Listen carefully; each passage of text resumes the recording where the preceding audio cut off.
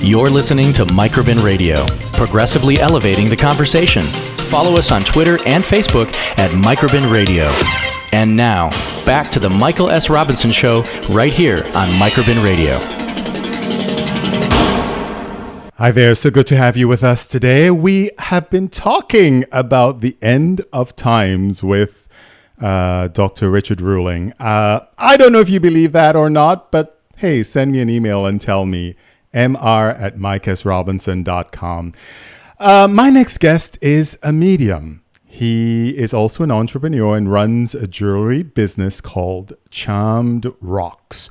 His name is Daniel Megill. Danny, welcome to the show. How are you today?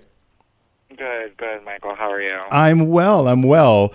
So we met, full disclosure, on Facebook. I ran across your profile and thought it was interesting that you are this young man who is a medium. So before we begin, many of us confuse what a psychic, what a medium is, what a clairvoyant is, what even intuition is. So can you explain for us exactly what you do? So the differences between all of those things are there's really not much of a difference. It's that you pick up an energy from certain things, certain people, places, objects, and it's almost like this burst between them that kind of is for your own interpretation, more or less. The mediumship part, clairvoyance, I see, I hear, I feel, I sense. Sometimes I even smell, and sometimes I even taste, depending on if your grandmother is baking cookies or how they smell in the house. Wow. Yeah. Isn't this overwhelming for you? I mean, how do you deal with all of this unseen nuances, right? Because most people go through life and struggle just to deal with the everyday living of life in of itself. But having this extra awareness, does that complicate your life? How do you manage on a daily basis with it? I'm 28 years old. I've had this gift since I was about 7 years old. And I will tell you this, and I will be honest with you, it has been a journey. For the longest time, I used drugs to dissipate it because I was scared of it.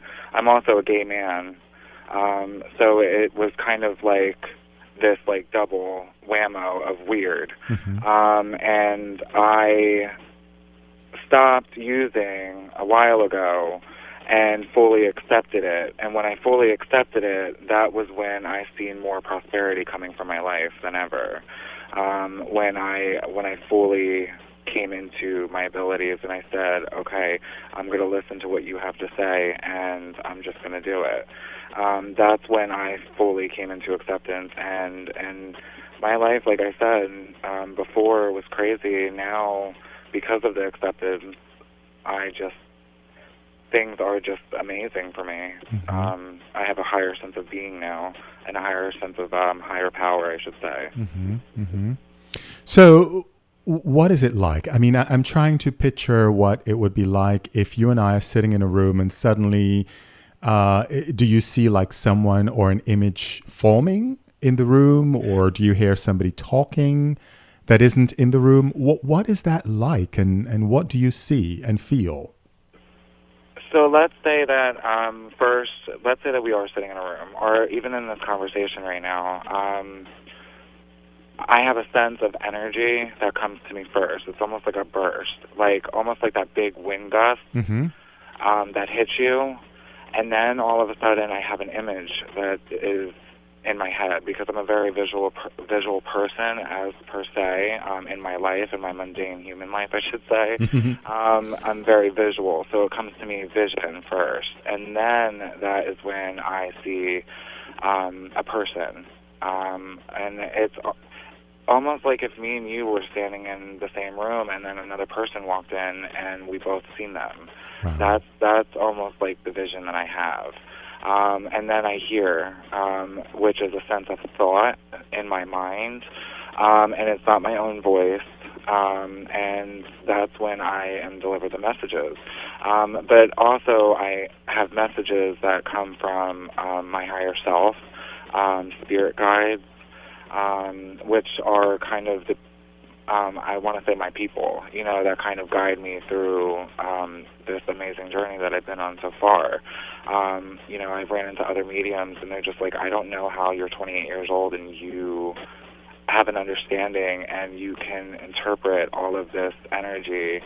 There's just no way without any practice. And I've only been doing this for almost a year now. Wow, that's amazing.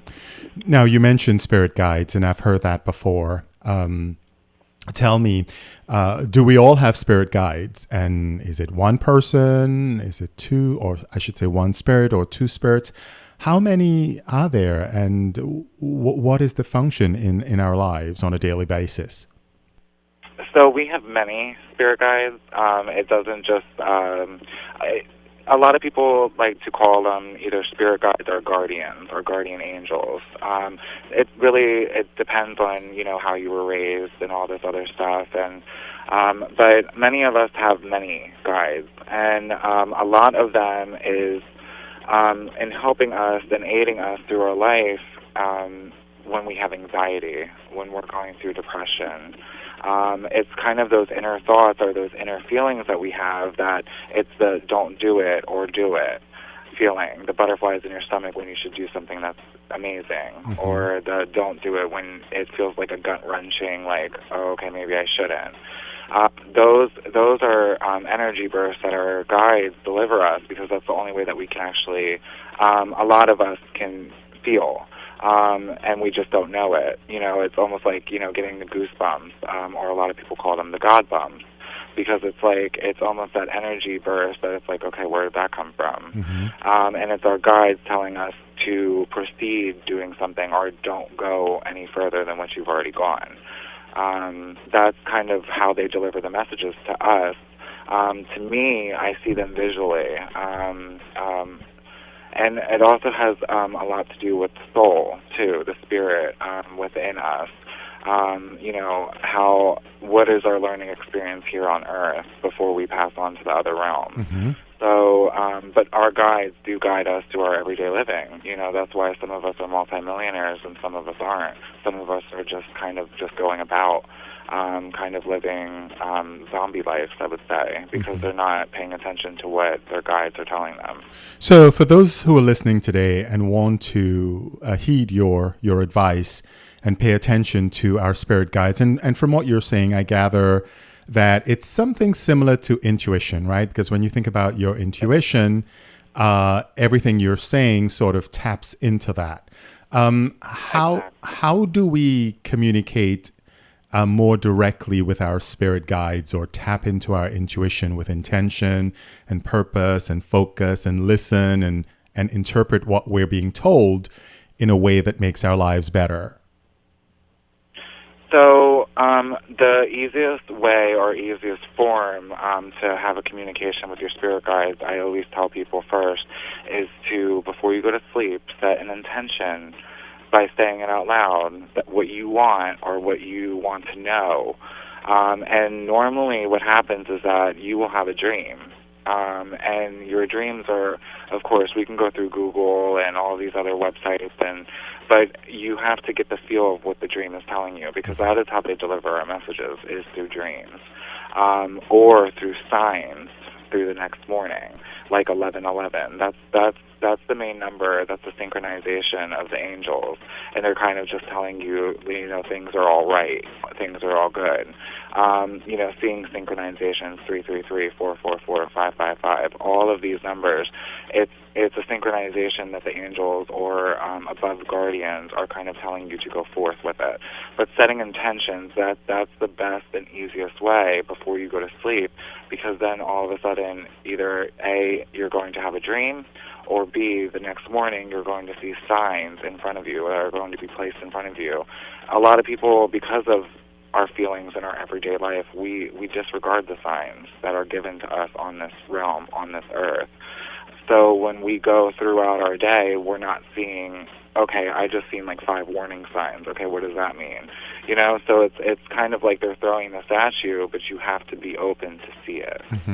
So tell me about the intention. You say set your intention.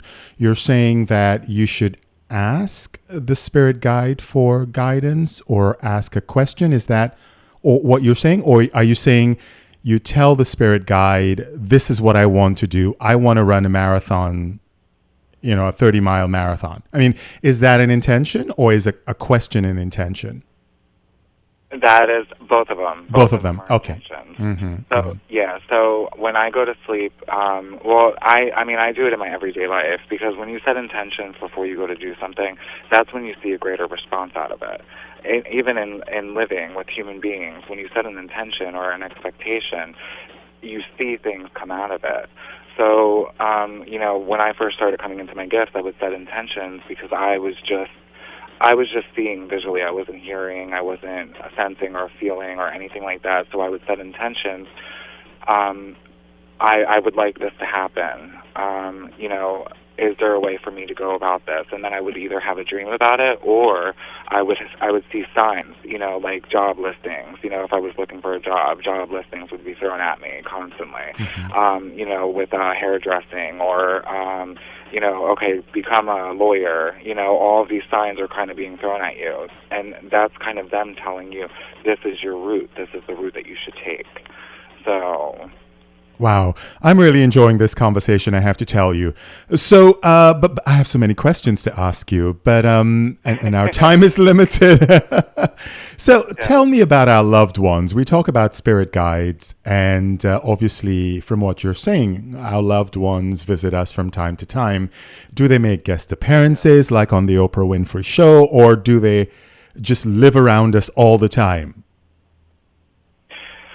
So, the best way that I can say this is that our past loved ones, the ones that have passed away, what happens is that they come back when we need them the most. So my grandmother was a strong individual when it came to talking. I see her every time that I need to go do something that involves with public speaking. And it's funny, and it's not a coincidence, because there's never no coincidences in this world, that when I see her, I get a strength from within, or I feel a strength from within, that it gives me this energy that I'm like, okay, I got this. They're around when we need them the most. Sometimes they're around because there's unfinished business. Sometimes that they're around of us just because they loved us so much, and that love, that energy that was kind of taken away from us is still there. It's just some of us can't see it. We can feel it, or we can see, like I was talking about Grandma's cookies, smelling that smell. And it's like, where did that come from? I'm not baking no cookies. Or, my grandfather used to watch birds. There's cardinals and blue jays all in my yard. So it's almost like those kinds of signs for people who do not have the sight, that kind of is given to us and saying, we're here, we're present, don't worry, keep it moving. So let's talk about good and evil. Do you encounter friendly versus not so friendly spirits? I have. Okay, so how do you deal with it? So when I first was coming, when I was 7 years old, I'd first seen my great-grandfather. His name was Allie. And my mom and my dad used to say to me, who are you playing with? Who are you playing with? And when you hear the name Allie, you think of a female. Well, I was like, no, it's the tall man. Well, they knew right then that I had a gift, and they knew that it wasn't bad, When you encounter evil, say, or negative spirits, the thing is that they take you to this place of misery. Ooh, okay. And when I was first coming in about a year ago, when I was first getting more in depth with my abilities, I had encountered a spirit. It was an Indian. I live in Florida, and we had went to this chapel place, and he was so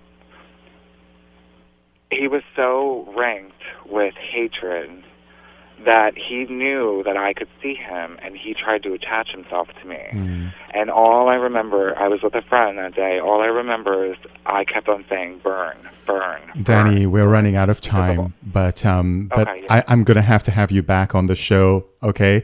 But tell us where we can reach you. Yes, on my Facebook, which is Daniel Megill. I also have Snapchat, Daniel Megill, Twitter at Daniel Megill. Basically anywhere. I mean, you put my name in, it's right there. All right. But yeah. Daniel Megill, thank you so much, sir, for being with us, and hope to have you back soon, okay? Of course. Thank you so much. My pleasure. I'm Michael Robinson. Until next time.